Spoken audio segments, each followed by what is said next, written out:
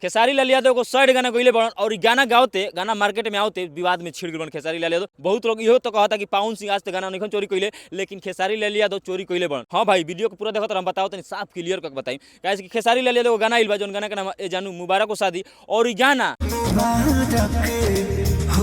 पूरा का पूरा विवादित में हो गइल बा। खेसारी लाल यादव के राइटर जोन बाड़न अखिलेश कश्यप गाना लिखले बड़न आ साफा विवाद में डाल दल बड़न खेसारी लाल यादव के। काहे से कि इ गाना साफ खुलेआम सोशल मीडिया पर हर एक लोग कहता कि गाना प्रियांशु पांडे का